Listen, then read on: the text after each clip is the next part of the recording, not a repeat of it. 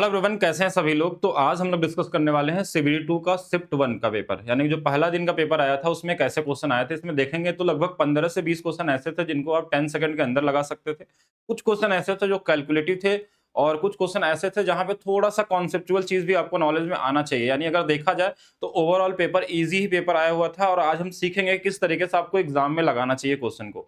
अब जैसे ये पहला क्वेश्चन आपके सामने है कि एक टैक्सी स्टैंड से दो कैब 12 मिनट के अंतराल पे 57 किलोमीटर प्रति घंटा की गति से चाल से शुरू करती है। दोनों कैब एक ही दिशा में चलती हैं। एक व्यक्ति टैक्सी स्टैंड की ओर विपरीत दिशा से आ रहा है जो 10 मिनट के अंतराल पे दोनों कैब से मिलता है।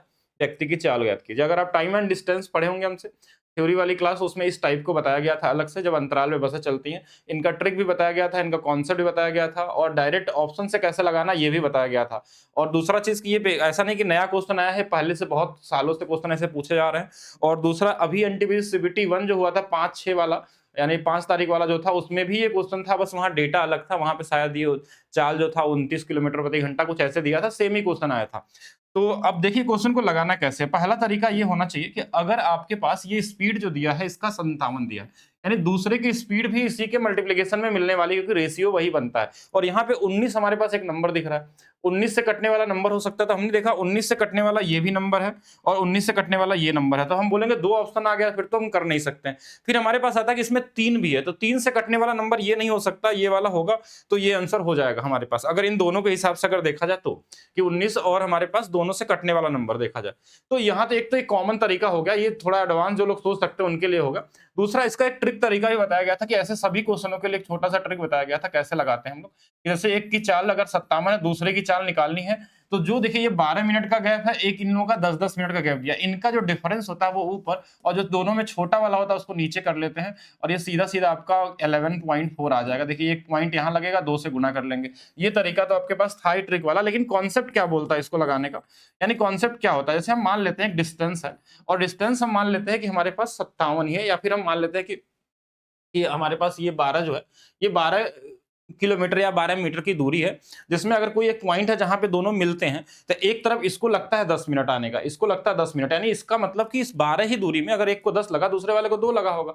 यानी कि जो दूरी तय करने में, यानी जिसको ये 10 मिनट में तय कर रहा है, उतना ही समय में ये 2 चल दे रहा है। यानी इनका इस जो अनुपात है हमारा, अगर इसको काट दिया जाए तो ये 5 और 1 का अनुपात है। ये हमारे पास टाइम का है, तो स्पीड इसका उल्टा हो जाएगा, 1 और 5 का। इस 5 की यूनिट की वैल्यू अगर 57 दिया हमारे पास, तो 1 यूनिट की वैल्यू 11.4 हो जाएगा। ये कॉमन तरीके से भी लगा सकते हैं, फार्मूला भी लगा सकते हैं, कई तरीके से कर सकते हैं। एक बहुत ही बेसिक और रिपीटेड टाइप वाला क्वेश्चन है, ऐसा नहीं कि कोई नया क्वेश्चन आया था ये। तो ये कॉमन क्वेश्चन था। चलिए नेक्स्ट क्वेश्चन की तरफ चला जाए हम लोग। नेक्स्ट क्वेश्चन पे चलने से पहले मैं बता दूं कि maths by DP sir official application पे सभी बैचेस दिवाली के तक, यानी दिवाली तक सभी को 89 रुपीज में आपको मिलने वाला है ये ऑफर। अब इसके बाद सभी बैचेस की प्राइस बढ़ जाएगी, जो जिसकी प्राइस जैसे जिसकी 390 थी, 490 थी, सभी प्राइस बढ़ जाने वाली है। तो ये केवल 89 में आप कोई बैच ले सकते हैं, अर्थमेटिक हो या फिर आपका एडवांस हो, इस सब में आपको सारे टॉपिक आपको मिल जाएंगे। यूपीएसआई का बैच हो या फिर प्रैक्टिस बैच हो, तो कोई बैच आप ले सकते हैं। Maths by DP sir play store से डाउनलोड करने के बाद आपको वहां पे दिख जाएगा।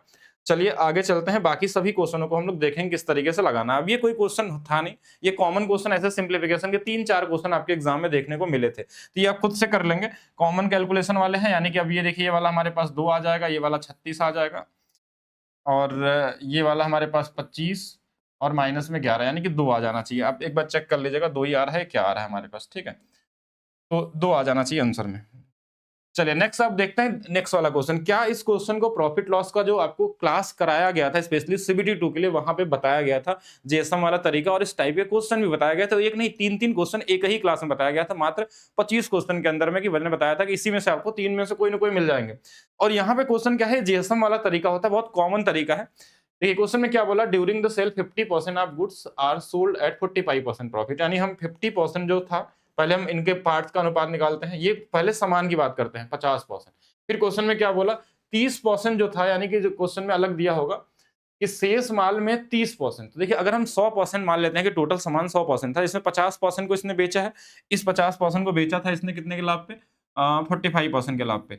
दूसरा बचा हमारे पास 50, उस 50 का 30%, 5 गुणे 3 15, यानी कि 15% जो हिस्सा था उसको बेचा गया है दूसरा वाले पे कितने में, 27% के लाभ पे। इसको 27% के लाभ पे बेचा गया। इसमें बेसिक जेएसएम लग गया। बचा कितना, देखिए 50 और 15 बचा कितना, 35 बचा। और इसको बेचा गया है क्वेश्चन में 43% की हानि पे। 43% के हानि पे, टोटल का हमको निकालना था। इसको सीधा मल्टीप्लाई करके भी लगाते तो भी आता, लेकिन एक कॉमन तरीका कि हमेशा इसका रेशियो बना लिया करिए। तो 5 से देखिए एक 10 बार कट जाएगा, 5 से एक 3 बार कट जाएगा, 5 से एक हमारे पास 7 बार कट जाएगा, सभी मिला के 20 है। इसकी वैल्यू मान लीजिए x है और इसकी वैल्यू क्वेश्चन में 45 दिया हुआ है, इसकी वैल्यू 27 दिया हुआ है और इसकी वैल्यू -43 दिया हुआ है। इनको गुणा कर लीजिए, देखिए ये 450, ये वाला हमारे पास प्लस में 81 और माइनस में 7 गुणे 3 21, 7 चौक 28, 2 30, 301 बराबर में 20x है। अब देखिए ये वाला इसमें घट जाएगा, सीधा-सीधा दिख रहा है 149 और 149 और हमारे पास 81 अगर जोड़ लेंगे तो 8 8 13 यानी कि 230 है। 230 बराबर हमारे पास दिख रहा है कि 20x है। तो ये 0 से 0 कट जाएगा, x की वैल्यू आ जाएगी 11.5%। 11.5 यानी कौन सा वाला ऑप्शन होगा? बी वाला होगा। एक कॉमन क्वेश्चन था, इसमें जीएसएम भी लगाते हैं सबसे छोटे वाले वैल्यू को लेके, तो बड़ा छोटा देख के भी निकाल सकते थे, दोनों तरीके से आ सकता है। और जहां लगे कि अगर 2 टर्म्स ही हमारे पास है तो एलिगेशन भी बताया गया था, 3 वाले के लिए क्या कर सकते हैं, वो सारी चीजें हैं। अगर आपने सीबीडी 2 की सिर्फ सिंगल क्लास देखते हैं तो भी ये सारे क्वेश्चन आपसे बन जाते हैं कॉमन तरीके से। अब ये बेसिक देखिए, ये तो बताया नहीं जाता आपको, आप खुद से कर लेते हैं, कॉमन है। पहले इनको कर लीजिए, 7 है, ये 10 में से चला गया, ये हमारे पास 3 और 3 था हमारे पास, एक बार जोड़ लेते हैं, यहाँ से हमारे पास 10 है, 7 है, यानी कि ये 3 हो जाएगा। 3 यहाँ से कर लेंगे तो हमारे पास ये 6 और 3 9 हो जाएगा, यहाँ से हमारे पास 9 और ये 2 हो गया 18, 18 चौक 72, 4 आना चाहिए। चेक कर लीजिएगा, ये तो कॉमन क्वेश्चन है, इनको आप खुद से देखेंगे। एक क्वेश्चन और समझिएगा, राइट एंगल ट्रायंगल में आपको एक चीज बताया गया था। देखिए अब बोलेंगे राइट एंगल ट्रायंगल आपने कैसे बोल दिया, आपको दिखना चाहिए। जैसे हमेशा राइट एंगल ट्रायंगल जो होता है ना, इसी के बेस पे बनता है, 3 4 5 के। एक बार चेक कर लीजिएगा, 14 गुना पे है, 14 गुना पे है, 14 गुना, मतलब ये हमारा क्या है, एपी सीरीज में भी है, साथ में राइट एंगल ट्रायंगल भी है। तो राइट एंगल ट्रायंगल आता है तो हमने बताया था इसका एरिया हमेशा जो होता है वो 6 के मल्टीप्लीकेशन में आता है। एक तो उस तरीके से लगा सकते हैं, 6 का मतलब होता है हमारे पास कि ये 3 और 2 के मल्टीप्लीकेशन में होगा, तो 2 से ना तो ये कटेगा ना तो ये कटेगा। अब 2 ऑप्शन आपके पास मिल गए जो 3 से काटना है। देखिए तो 7 2 9, ये वाला तो कट ही रहा 3 से, ये वाला हमारे पास क्या होगा, 6 कट जाएगा, 8 1 9, 1 नहीं कटेगा, यानी पहला वाला ऑप्शन होगा। अगर जिनको ये नहीं भी पता है कि ऑप्शन से ऐसे लगाया जाता है तो वो क्या कर सकते हैं कि हाफ बेस हमारे पास 56 गुणे में 42, इसको गुणा करके भी लगाएंगे तो भी वही सेम चीज आने वाला है। थोड़ा सा टाइम आपका ज्यादा लग जाएगा, हो सकता था पहले वाले तरीके से आप 4-5 सेकंड में लगा सकते थे, दूसरे वाले में थोड़ा ज्यादा समय लग जाए, 10-12 सेकंड लग जाए, आप निकाल सकते थे। नेक्स्ट क्वेश्चन देखिएगा, ये भी सेम क्वेश्चन आपका जीएसएम वाला है, कॉमन क्वेश्चन है औसत का। औसत की एक भी क्लास के होंगे तो भी ये बन जाएगा, बेसिक क्वेश्चन है और सीबीटी 1 में भी ऐसे क्वेश्चन पूछे गए थे। 30 विद्यार्थियों के एक समूह द्वारा औसत अंक 70 है, यानी कि 30 विद्यार्थियों का जो अंक है वो कितना है, 70 है। अच्छा, फिर बचा हुआ हमारे पास कितने होंगे, और दिया है 20 विद्यार्थियों का जो औसत अंक है वो 80 है और टोटल हमको 50 विद्यार्थियों का पूछा गया है। आप इसमें जेएसएम लगा लीजिए, चाहे तो इनका अनुपात भी बना सकते हैं, लेकिन जेएसएम कैसे लगता है दो वाले में कि जो 70 है छोटा वाला नंबर ले लेते हैं, इससे ये 10 ज्यादा है और कितने लोग इसमें है, 20 लोग ज्यादा है, इसको हमने 50 टोटल से भाग दे दिया। अगर अनुपात बनाते 0-0 तो 5 से भाग देते, ये इससे कट जाएगा, ये 2 बार में 70 और 4 74 हो जाएगा। एलिगेशन भी लगा सकते थे यहाँ पे, एक 70 है एक 80 है, इनके बीच में हमारे पास कितना हो जाएगा, ये वाला तो पूछा ही गया है। इनका जो हमारे पास वैल्यू दिया है, अनुपात है, वो 3 और 2 का दिया है। अब इनका जो अंतर है 10 का है, तो यहाँ भी ये 10 होना चाहिए, तो 5 बराबर 10 अगर दिया है 2 गुना पे, तो 2 गुना पे ये 4 होगा, ये 2 गुना पे 6 होगा। 6 इसमें हम क्या कर सकते हैं, घटा सकते हैं, या 4 इसमें जोड़ सकते हैं, ये 74 हमारे पास आंसर आ जाएगा। और हमने इससे पहले थोड़ा सा तरीका एक और बताया था आपको कि 3 2 का अनुपात है बराबर 5 है, ये 70 दिया है, ये 80 दिया है और इसकी वैल्यू हमको निकालनी है, तो हम गुणा करके भी निकाल सकते हैं। जैसे लास्ट वाले क्वेश्चन में किया था हमने, कौन सा वाले में, इस वाले में, कि सीधा मल्टीप्लाई भी कर दिया था। अगर 2 है तो एलिगेशन भी लग जाता, नहीं तो आप मल्टीप्लाई भी कर सकते हैं कि 7 गुणे 3 21, 210 हो गया, 160 हो गया, बराबर में 5x हो गया। यहाँ से भी x की वैल्यू वही आपको मिलने वाली है, किसी भी तरीके से लगा सकते हैं। चलिए नेक्स्ट देखिएगा, इस क्वेश्चन को जो लास्ट सीबीटी वाला एग्जाम था आपका 2 वाला 13 तारीख को, उससे एक दिन पहले आपके चैनल पे डाला गया था और इसमें बताया गया था कि ये क्वेश्चन मिलेगा आपको, कि जैसे यहाँ पे दिया किसी वस्तु के क्रय मूल्य का अनुपात 3 और 7 का है। सेम डेटा पे नहीं था, अलग डेटा था।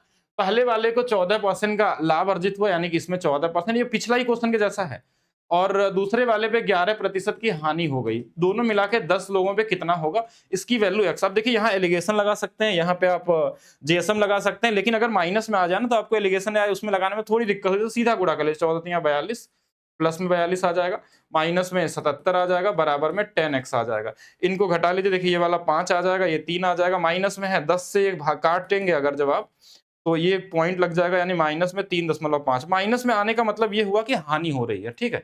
तो 3.5% का लाभ ना होके क्या होगा, यहाँ पे हानि होगा, इसको ध्यान दीजिएगा, ये वाला मत कर दीजिएगा, ठीक है। अगर प्लस में आता तो लाभ होता, माइनस में आएगा तो हानि होगा। ये क्वेश्चन एक बार चेक करेंगे, हमारे हिसाब से ये आप कॉमन तरीके से कर सकते हैं। अब देखिए इसमें ऑप्शन बड़ा अलग सा दिया, मैंने अभी एक्चुअल क्वेश्चन पेपर में नहीं देखा है, ठीक है। जो टाइप करके मुझे मिला मैं बस वही सॉल्व कर रहा हूँ। तो मे भी हो सकता है कि ये ऑप्शन में कुछ गड़बड़ी हो या इस क्वेश्चन में हो, एक बार चेक कर लेंगे। वैसे ये ईजी कॉमन ही क्वेश्चन है, बस अगर बॉडमास रूल लगाएं तो, ठीक है। नेक्स्ट आते हैं। कोई व्यापारी किसी वस्तु के अंकित मूल्य पे 10% की छूट देता है और 15 वस्तुएं खरीदने पे 4 वस्तुएं मुफ्त देता है। ये प्रॉफिट लॉस के टॉप 50 क्वेश्चन में कराया हुआ क्वेश्चन है। आप जरूर चेक करिएगा। बस इसमें डेटा क्या था, उसमें 50% आंसर आता था, वहां 15 वस्तुओं पे एक वस्तु मुफ्त देता था। और ऐसा नहीं कि वो क्वेश्चन एक नया क्वेश्चन था, वो क्वेश्चन 2013 से पूछा जा रहा है, सेम इस पैटर्न पे। 13 से यानी कि सीजीएल में आ चुका है, कम से कम 3-4 बार रेलवे में आ चुका है, यूपीएसआई में आ चुका है, हर जगह ये क्वेश्चन मिल चुका है। तो फिर से देखते हैं कैसे करते हैं। इसको लगाने के कई तरीके होते हैं, 4-5 तरीके से लगा सकते हैं। एक तरीका तो ये आपको पता होना चाहिए, सीपीएमपी वाला, कि 100 माइनस डिस्काउंट और 100 प्लस प्रॉफिट वाला। अब इस क्वेश्चन में देखिए क्या बोला, 10% का छूट दिया, मतलब ये 90 हो गया।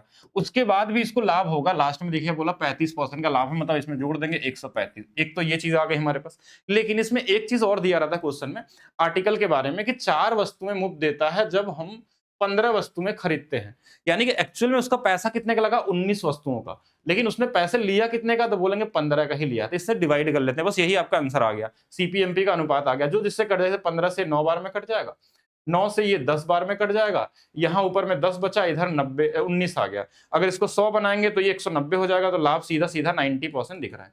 एक तरीका तो ये हो सकता है क्वेश्चन को लगाने का। दूसरा तरीका ये हो सकता है इस क्वेश्चन को सोचने का, कि हम मान लीजिए क्वेश्चन में पूछा क्या गया कि वस्तु का अंकित मूल्य उसके क्रय मूल्य से कितने प्रतिशत अधिक है, यानी कि सीपी का अनुपात और एमपी का अनुपात पूछा, ये हमको पूछा गया तो यही निकालते हैं।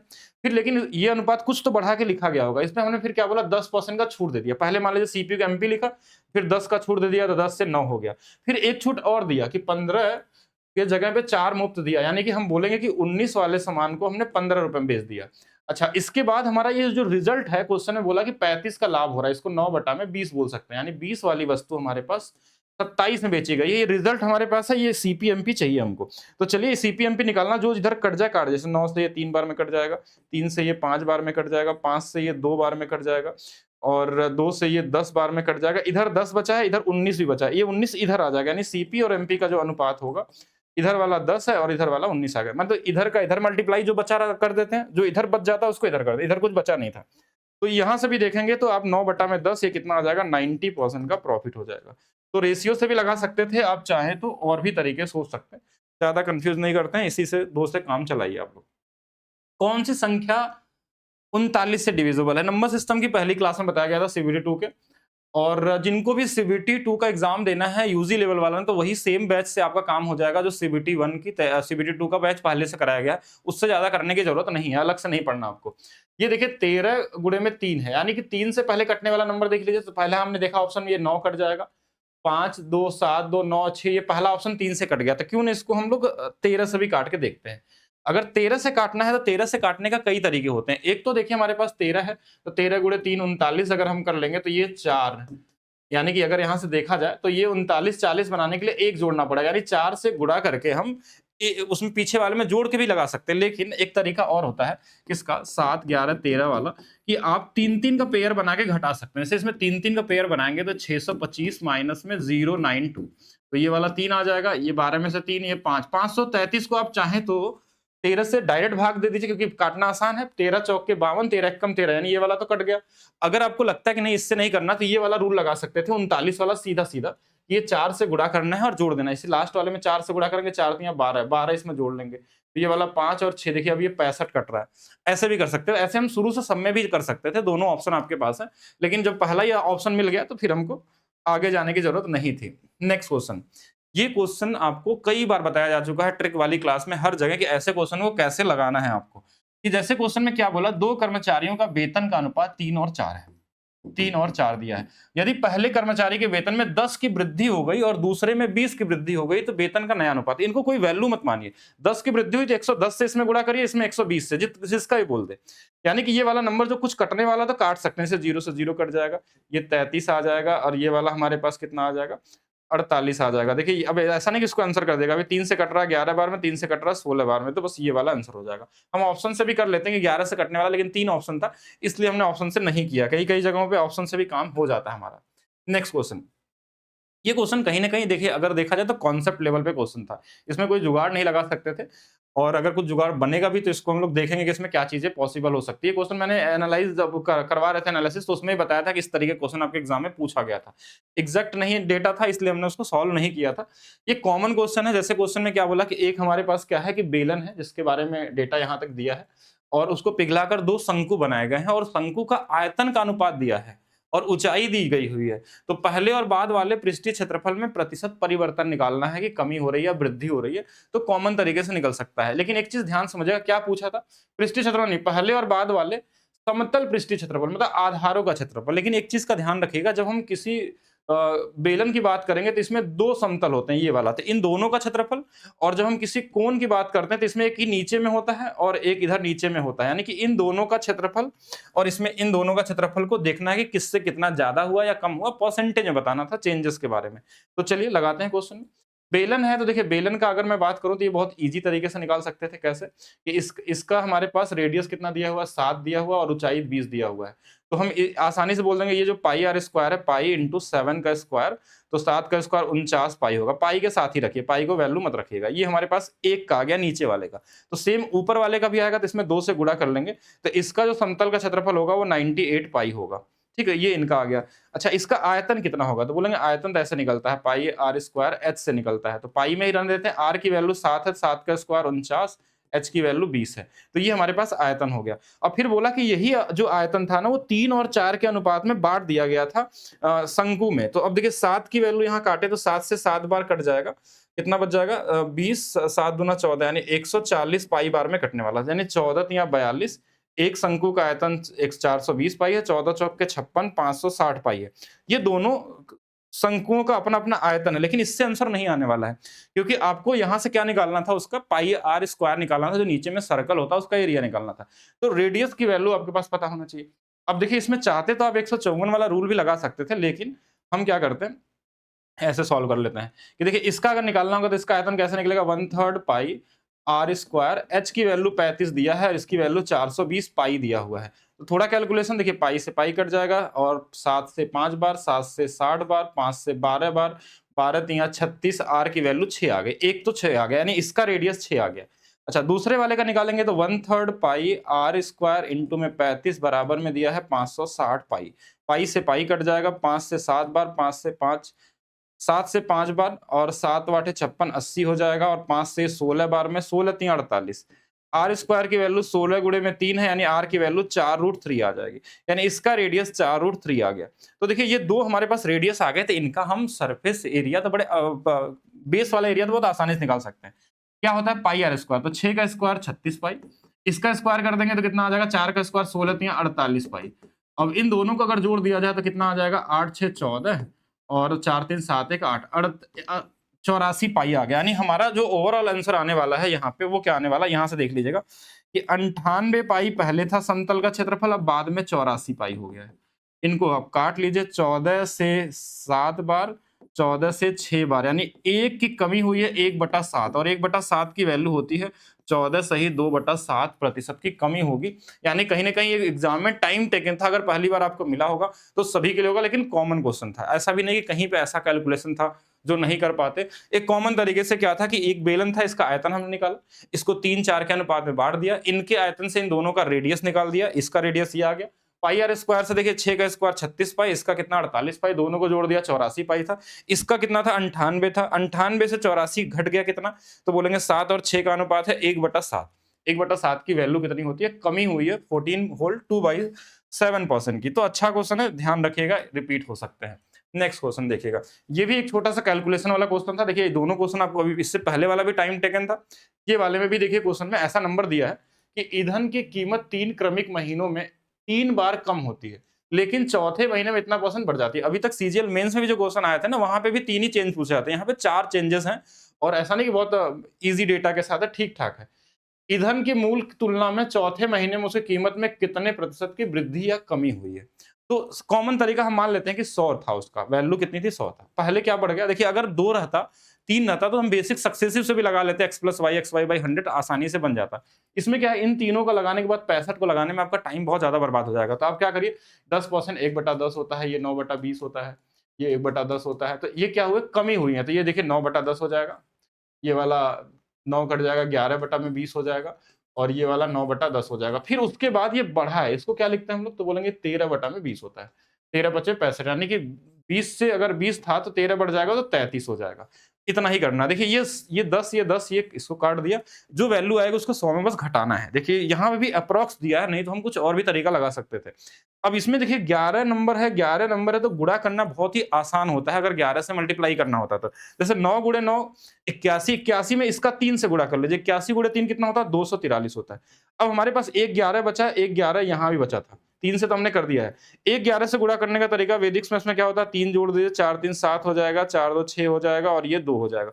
फिर एक बार फिर से 11 का गुणा कर लेंगे, देखिए ये वाला 3 आ जाएगा, और ये वाला हमारे पास 7 3 10 आ जाएगा, और यहाँ 7 6 13, 13 1 14 आ जाएगा, और 6 2 8 1 9 आ जाएगा, और ये 2 2 ही रहेगा। अब इस पूरे वैल्यू को हमको नीचे देखिए 2 20 गुणे 20 यानी कि 400 से भाग देना है। ये 2 जीरो इसका 2 पॉइंट मिला देगा, और ये 4 से बस भाग दे देगा। 4 सत्ते 28, और बचा 1 तो 4 तिया 12, और फिर 4 दूना 8, फिर 2 बचा 23 हुआ, 4 बचे 20, फिर इस तरीके से जाएगा लगभग 73.25 अप्रॉक्स ही हम बात कर रहे हैं। अगर 100 में से अगर आप 73.25 अगर घटा दें लगभग, तो आप देखेंगे 0.75 इधर में 26 के आसपास आ जाएगा। यानी कि सबसे नजदीकी जो आंसर दिख रहा है हमको, यही वाला दिख रहा है। सबसे नजदीकी आंसर जो दिख रहा है यही वाला दिख रहा है। हमने पूरा भाग नहीं दिया, अप्रॉक्स लगाया, तो ये कर सकते थे इजी तरीके से। अगर ये नंबर एग्जैक्ट होता तो हमको कुछ भी करने की जरूरत नहीं रहती इस क्वेश्चन में। कैसे? क्योंकि 10% की कमी होती, हम डिजिटल सम लगा लेते, 1 आता। लेकिन क्वेश्चन में क्या बोला था ना कि दशमलव के 2 अंकों तक, एग्जैक्ट आंसर था ही नहीं। जब एग्जैक्ट नहीं है तो आप कोई भी प्रोसेस डायरेक्ट नहीं लगा सकते हैं। चलिए नेक्स्ट क्वेश्चन देखते हैं हम लोग। नेक्स्ट क्वेश्चन हमारे पास एक इजी लेवल का क्वेश्चन है। ऐसे क्वेश्चन में तो 2-3 सेकंड वाले क्वेश्चन होते हैं। ये 2 3 5, 5 और 4 9, सही तो जोड़ा ना? 5 3 8 4 12, तो 12 यूनिट की वैल्यू 360 होती है। तो ये हमारे पास 30 गुना पे है। क्या पूछा था? x की वैल्यू। x कौन सा नंबर पे? दूसरे नंबर पे है, तो इसमें भी 30 से गुना कर लेंगे, यानी 90 आ जाएगा। तो ये कॉमन क्वेश्चन था। ठीक है, ये तो इजी था, एग्जाम में कर सकते थे। ये भी इजी लेवल वाले क्वेश्चन में ही काउंट होता है कि अगर हमारे पास 5 क्रमागत पूर्णांक 12 है, तो इसके आगे 2 अंक होंगे, इसके आगे 2 होंगे, यानी 2 इसमें जोड़ दीजिए, तो ये कितना आ जाएगा? ये वाला 14, ये वाला 13। इससे पीछे सबसे छोटी बोलता तो इसमें एक घटा लेते हैं, ये कितना आ जाता? 10 आ जाता। छोटा वाला 10 है, बड़ा वाला 14 है। तो क्या पूछा आपसे? बड़ा पूर्णांक। आंसर ये वाला आ जाएगा। चलिए ये भी कॉमन वाला क्वेश्चन था, बेसिक औसत वाले। अब ये भी क्वेश्चन मॉडरेट क्वेश्चन बोल सकते हैं, क्योंकि इसमें भी कैलकुलेशन था, लेकिन अभी इजी बना सकते थे क्वेश्चन को एग्जाम में। किस तरीके से एग्जाम में बनाएंगे इजी, वो समझिएगा। अगर हमारे पास मान लीजिए 19 है, 8 है और 5 है, इनका हमको बोला कि एक समान दूरी तय किए हैं, तो ये औसत चाल पूछी जाती है आपके एग्जाम में। तो हम एक डिस्टेंस ले लेते हैं अपने मर्जी से, ऐसे कि इनसे कटने वाला नंबर। तो 8 5 40, देखिए कुछ तो कॉमन है नहीं इसमें, तो यही पूरा होगा 40 गुणे में 19, ऐसे लिख देते हैं। इसको 40 को, ये टोटल डिस्टेंस हो गया। औसत चाल जो होता है हमारा, औसत चाल total distance upon total time. तो देखिए अगर स्पीड है 19 से भाग देंगे तो 19 ये 40 बार में कट जाएगा। 8 से देंगे तो 5 19 बचे 95 आ जाएगा। 5 से देंगे 8 19 गुणे 8 152 आ जाएगा। ये इनके टाइम आ गए। अब यहां से देखिए टोटल डिस्टेंस कैसे निकलेगा? 3 गुणे में 3 दूरियां होंगी, क्योंकि देखिए एक दूरी है 40 गुणे में 19। अब ये हो गया। अब टोटल इनको जोड़ लेना है आपको। देखिए 5 2 7, ये वाली वैल्यू 7 आ जाएगी। ये 9 5 9 4 13, 13 5 18, और हमारे पास 1 2 287 आ गया। यानी नीचे में 287 सब में दिया, नहीं तो हम आंसर निकाल सकते थे। अब इनको गुणा भी कर लीजिए, तो 19 गुणे 4 76 हो गया, और इसमें 3 से गुणा कर लेंगे, यानी कि 3 छक 18, 3 सते 21, 1 22 आ जाएगा। इसमें 287 से भाग देना है, यही हमारा आंसर होगा।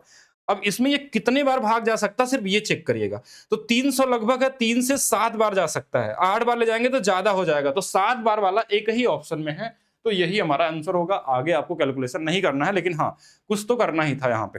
तो कम से कम इसको बेसिक इजी से थोड़ा सा ऊपर बोल सकते थे। चलिए नेक्स्ट देखिएगा। ये इजी वाला था, ये कॉमन क्वेश्चन था, इसको आप 10 सेकंड के अंदर लगा सकते थे। बेसिक कैलकुलेशन है। 15 माइनस 8, एक बढ़ा था घटा था, 15 गुणे में -8 बटे में 100 आ जाएगा।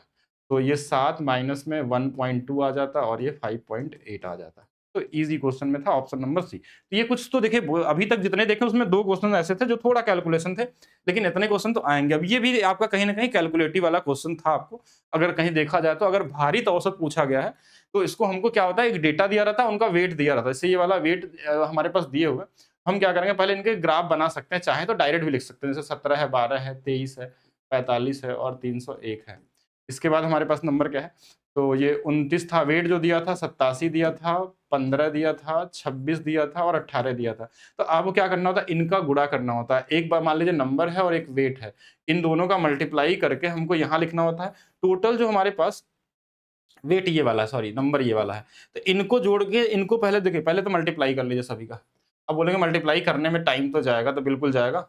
और हमारा जो औसत आएगा, एवरेज जो आएगा, भारित औसत आता है। देखिए सबका जो सम आएगा, इनको मल्टीप्लाई करने पे जो सम आएगा और साथ में इनकी जो फ्रीक्वेंसी है एक तरीके से नंबर जो बोले, तो पहले तो इन्हीं को जोड़ लिए 8 2 10, 10 11, 11 या 2 13, 1 14 यानी 140 ये हो गया। इनको जोड़े 9 7 16 5 21 6 27, 27 और 8 हमारे पास 35। 35 और जाए नीचे में 175 आने वाला है। अच्छा इनको गुणा करके भी देख लीजिए, 17 तिया 51, 510 आ गया, 17 घटा लीजिए इसमें। तो ये हमारे पास कितना आ जाएगा, 51 था और 17 घटा लिए, हाँ, तो ठीक है, ये 3 आ जाएगा हमारे पास और ये 8 आ जाएगा। सही तो किया ना हमने? 483 आ रहा है ना? तो ये वाली वैल्यू थोड़ा-सा गलत करे, 483 नहीं आएगा, 493 आ जाएगा।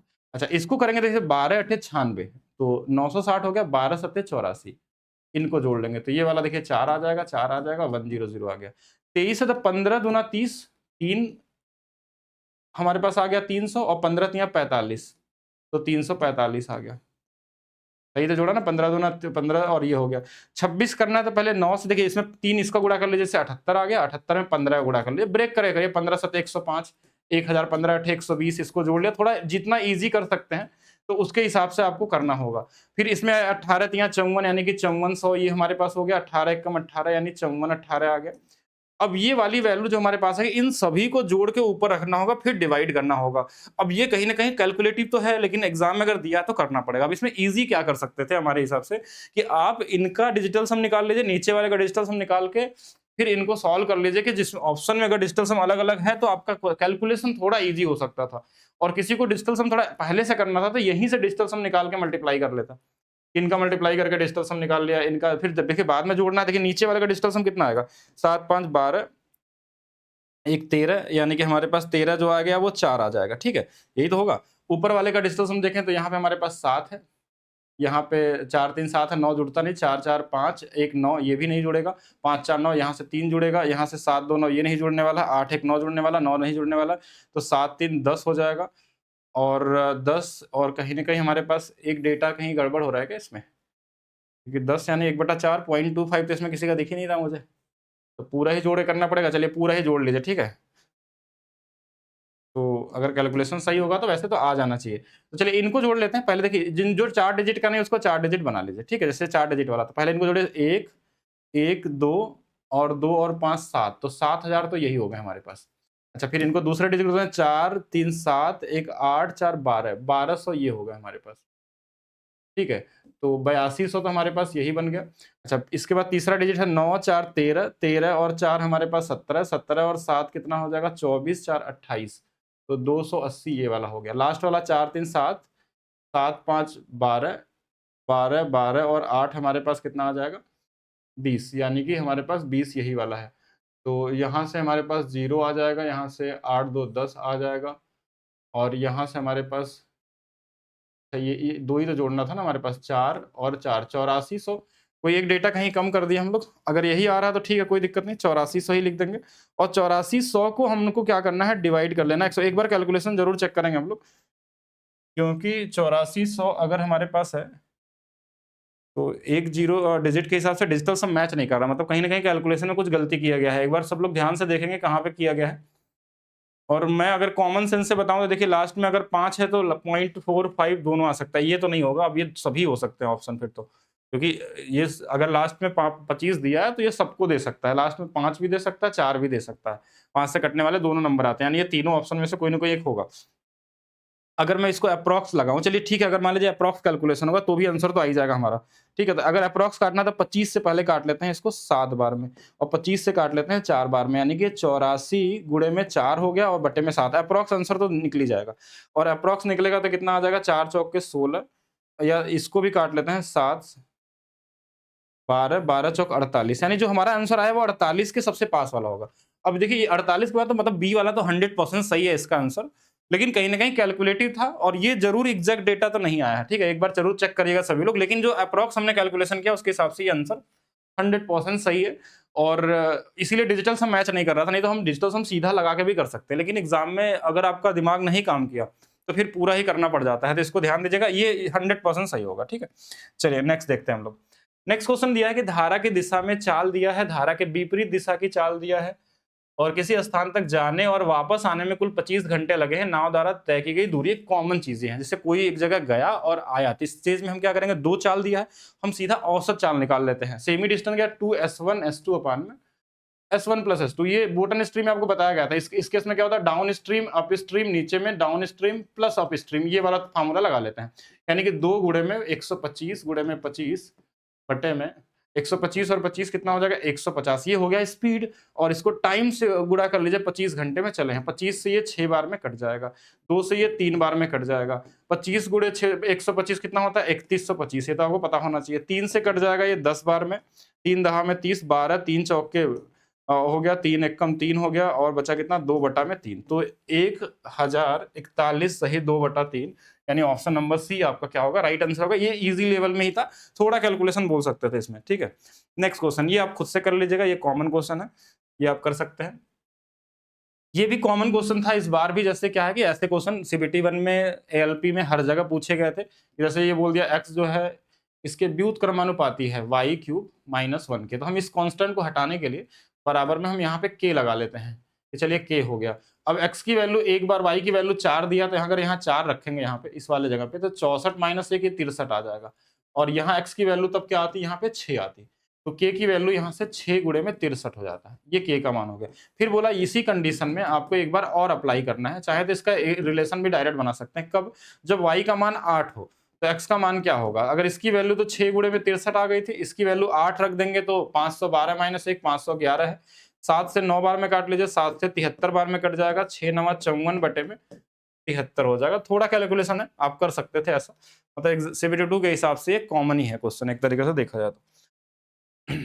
ये क्वेश्चन का भी ट्रिक आपको बता ही दिया गया था, अगर देखें तो ये कोई क्वेश्चन है 2-3 सेकंड वाला था कि इनका गुणा कर देते हैं बस।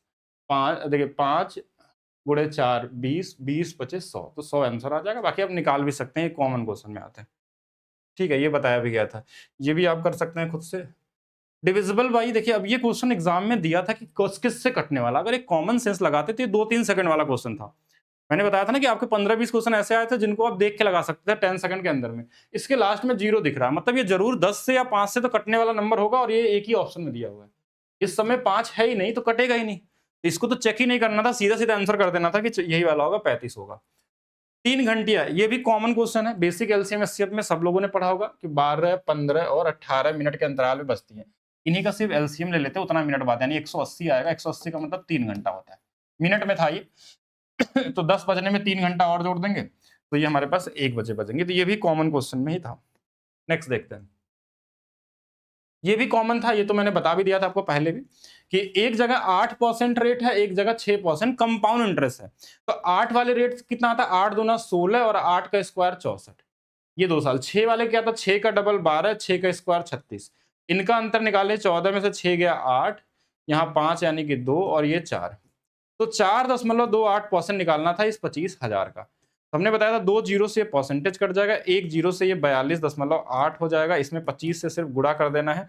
गुणा भी 25 से अगर करने में दिक्कत हो तो आप इसमें 100 से गुणा कर लीजिए और 4 से भाग दे दीजिए। जैसे 4 से 4, 4 एकम 4 और यहाँ बच जाएगा हमारे पास 10 बार में और 4 सत्ते 28। तो ये वाली वैल्यू हमारे पास आ रही है, तो यहाँ पे 10.7, तो 100 से गुणा करेंगे तो 1070 आ जाएगा। ठीक है, तो ये कॉमन क्वेश्चन में आता है। ये इजी था, अगर आपने जिस तरीके से पढ़ा उसके हिसाब से कॉमन क्वेश्चन है।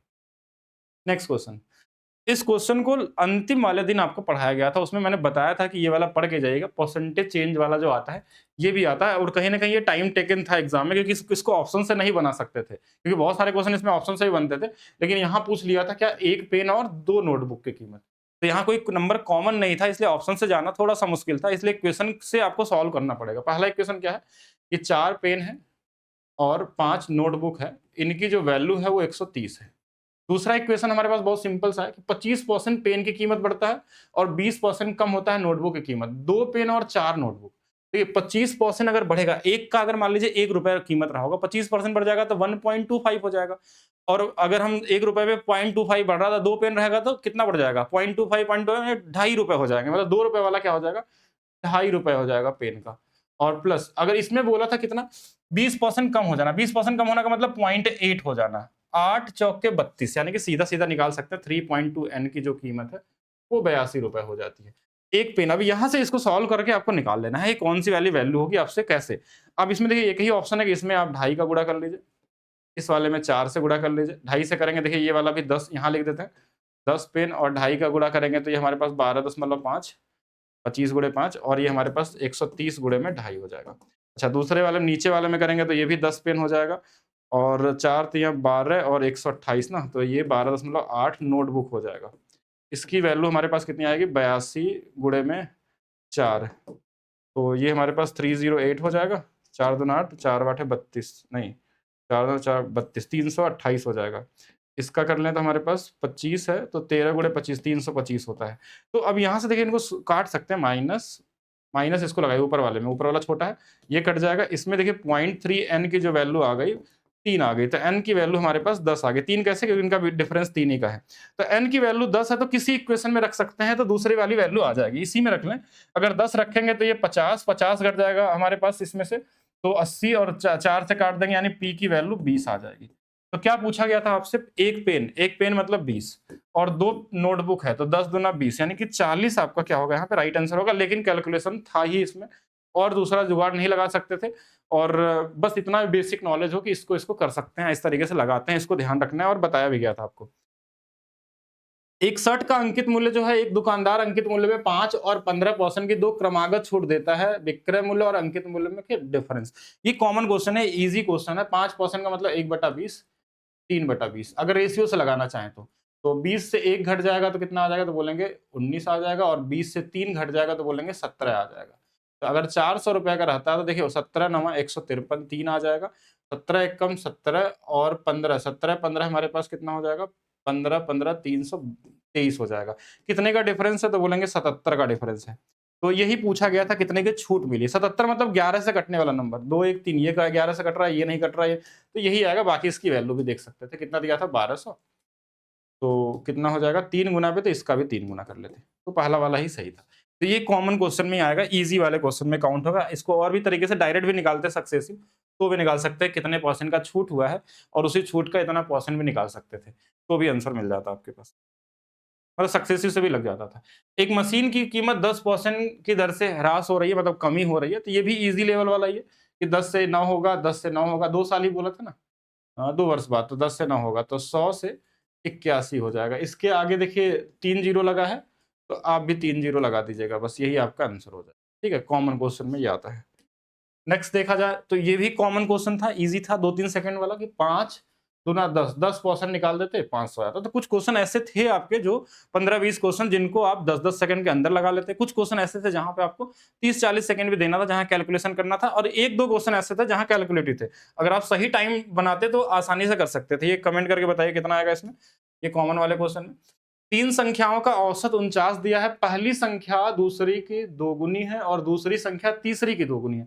मतलब पहला वाला अगर ऐसे लगाया जाए, तीसरी संख्या 1 है तो दूसरी उसकी दोगुनी है और तीसरी उसकी भी दोगुनी है, 4। यानी क्या पूछा आपसे, सबसे बड़ी संख्या 4 से कटने वाली होगी। 4 से कटेगा क्या, नहीं कटेगा, बाकी निकाल भी सकते थे। 4 2 6 1 7, 7x की वैल्यू 49 गुणे में 3 होता। 7 से 7 बार में कटता है, x की वैल्यू 21 आता। 21 गुणे 4 84 बनता। औसत तो था, 3 गुना कर लिया हमने। एलिगेशन का एक बेसिक सा क्वेश्चन भी पूछा गया था आपके एग्जाम में, और ऐसा क्वेश्चन आपको लगभग हर जगह आपने पढ़ा ही होगा कि एक घी की कीमत ₹112 है, बेईमान दुकानदार इसे इतने रुपए वनस्पति तेल के साथ मिलावट करता है, यानी मिलावट करता है 56 रुपए के साथ, बेचता है 91 रुपए केजी के साथ। तो इसको बीच में रख देंगे तो गलत हो जाएगा। क्यों? क्योंकि क्वेश्चन में बोला 91 रुपए की दर से बेचता है, जिसमें 30% का लाभ है। 30 का मतलब होता है 3/10। तो 10 वाले वस्तु को 13 में बेच रहा है। जब भी यहाँ पे हम एलिगेशन लगाते हैं, तीनों चीजें सेम में होना चाहिए। ये सेलिंग प्राइस है, ये सीपी था, तो हर जगह सीपी होना चाहिए। तो 13 की वैल्यू 91 दिया हुआ है 7 गुना पे, तो ये भी 7 गुना पे 70 होगा। यानी कि यहाँ पे 70 रखना होगा, तब आपको इनके मिलाने का अनुपात निकलेगा। ये हमारे पास कितना होगा, 30 और 42 हो जाएगा। ये वाला 14, तो 14 तिया 42, 1 और 3 का अनुपात हो जाएगा। तो ऑप्शन नंबर बी, ये भी कॉमन क्वेश्चन में था, ईज़ी ही मान सकते हैं इसको। ये थोड़ा कैलकुलेटिव बोल सकते हैं, जैसे आपने 4 क्वेश्चन आपने देखा कि जो थोड़ा कैलकुलेशन वाले दिख रहे हैं आपको, कि 81 मीटर लंबी, 29 मीटर ऊँची और इतने मीटर मोटी दीवार बनाने के लिए आवश्यक ये ईंट की साइज़ दिया गया है।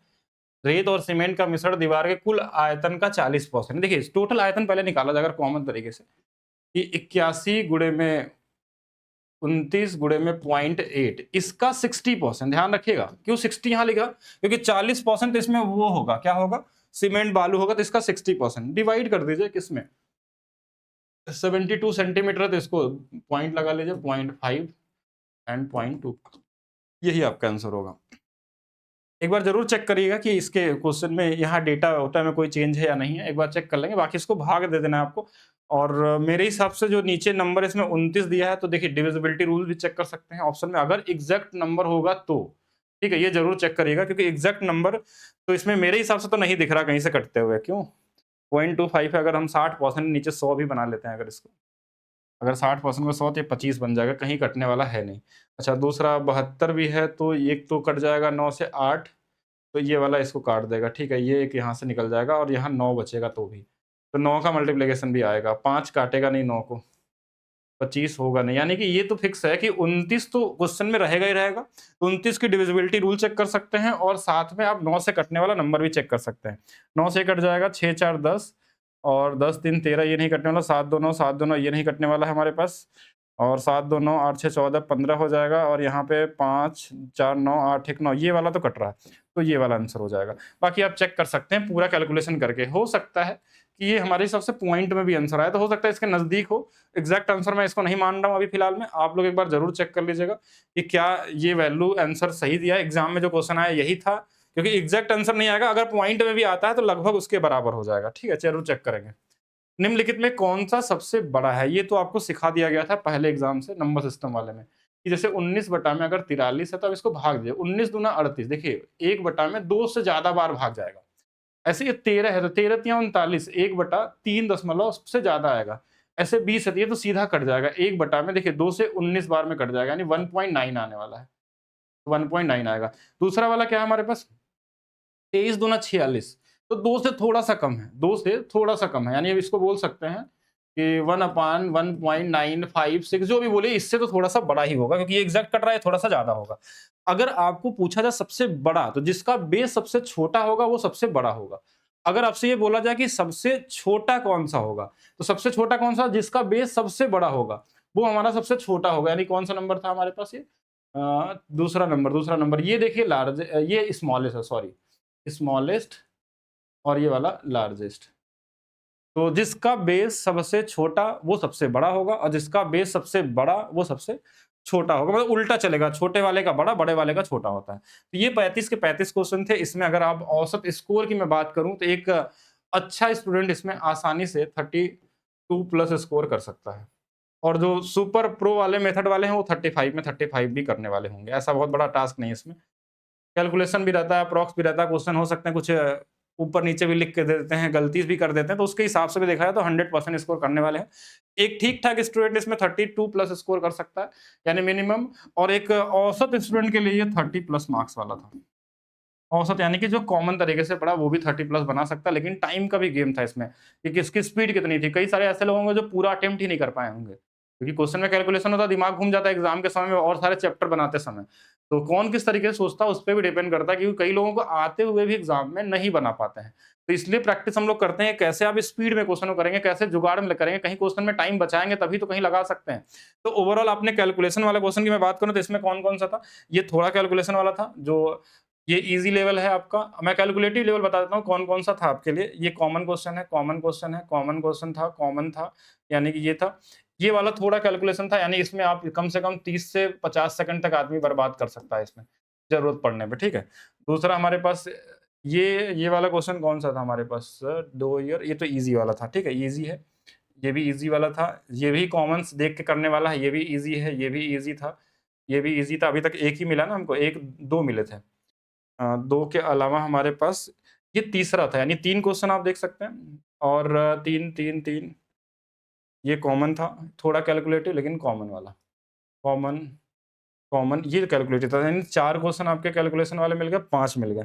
तो आप यहाँ तक देख पा रहे हैं कि हमने 5 क्वेश्चन इसमें देखे हैं, जो क्वेश्चन ऐसे थे, ये क्वेश्चन में डाउट है, इसको ज़रूर चेक करेगा। सही क्वेश्चन कमेंट करिएगा, आपको आंसर बताया जाएगा। ठीक है? तो 5 क्वेश्चन ऐसे थे जो ईज़ी से थोड़ा ऊपर थे। बाकी 30 क्वेश्चन आपके सोचिए ईज़ी वाले थे, जिसमें 15 से 20 क्वेश्चन ऐसे थे जिनको आप सिंगल लाइन में लगा सकते थे। 2, 4, 10 क्वेश्चन ऐसे थे जिनमें थोड़ा-सा लिख के लगाना था। 5 क्वेश्चन ऐसे तो आने ही थे, आपको पहले से तैयार रहना होगा कि 5 क्वेश्चन ऐसे दिए गए थे जहाँ पे आपको थोड़ा टाइम ज़्यादा देना था, अपना दिमाग लगाना था, जो आपने पढ़ा था कॉन्सेप्ट, उसका भी तो यूज़ करेंगे आप लोग। बाकी अगर आपका कॉन्सेप्ट वीक है, अगर आप चाहते हैं तो ये दिवाली तक के लिए ये ऑफर है, maths by DP sir official app पे। इसके बाद ये प्राइस आपको 90 89 में नहीं मिलने वाले, यानी कि प्राइस बढ़ जाएँगे, सबकी अपनी रियल प्राइस हो जाएगी। तो जिनको भी बैच लेना हो, ये बैच ले सकते हैं maths by DP sir official app में। बाकी बाद में नहीं बोलेंगे कि आपको 89 में नहीं मिला था और डिस्काउंट दे दीजिएगा, ठीक है? तो ये लास्ट आपका दिवाली तक के लिए ऑफर है, इसके बाद ये नहीं मिलने वाला है। तो मिलते हैं नेक्स्ट क्लास में, वीडियो को लाइक करिए, शेयर करिए और बाकी आप लोग कमेंट करके बताइए कैसा लगा? अगर कोई क्वेश्चन में डाउट होगा तो आप ज़रूर बताएँगे कमेंट करके, ठीक है?